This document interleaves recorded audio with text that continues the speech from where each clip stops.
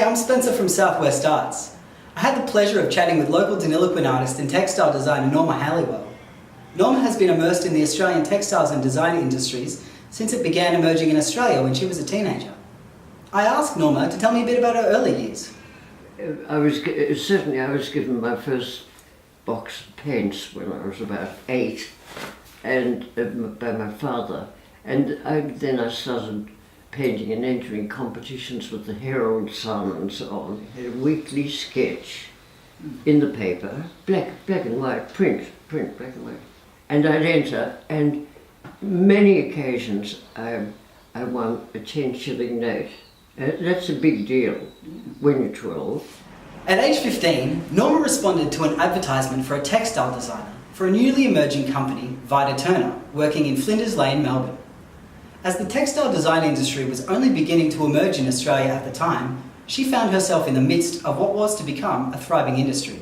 About Vida Turner Proprietary Limited. Now that was the only textile designing business in Australia, by a very adventurous father and his daughter Vida. About 20 designers, and it went on from there. Learning to design, because there weren't any design courses in those days in Melbourne, nowhere in Australia, but continued doing textile designs privately, with Flinders Lane and so on.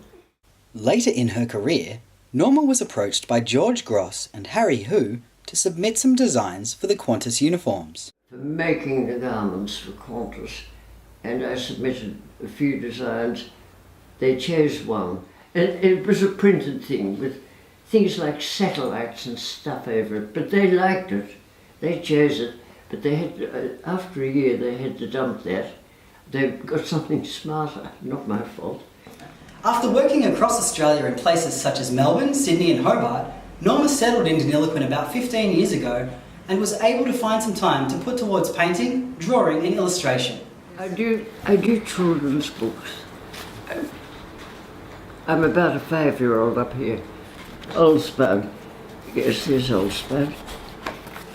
None of the Spud clan wanted to be popped into pans or pots, chipped as chippies and boiled, baked or mashed, or even as tatty cakes.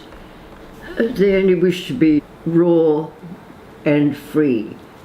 Spuds have mothers, fathers, uncles, cousins, etc. And then they decide they'll go off for a picnic to the river, and that's where poor Desiree falls in the river, you see. Plenty of action in this potato book, but there it is. I mean, I do rather like humorous things, but and I don't think about selling, excepting that you've got to pay for your frames, and that's not a hardship, but it's ridiculous. I've got so many frames that rough sketches can be taken out of, and I'll give the frames to someone or use them or whatever. At the moment, mainly inks and black and white and so on, but inks, but no, oil paints and acrylics. But joining this very good group of people who were painting, physically painting as I liked, every Thursday, that was fun. Entering, the Rotary Easter thing and the Christmas thing and so on.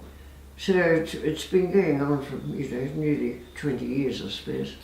I think it's just the person you are, and ideas just come to you and you do them. You've got an idea in your mind and away you go. And sketch something, and if it doesn't look good, that's that.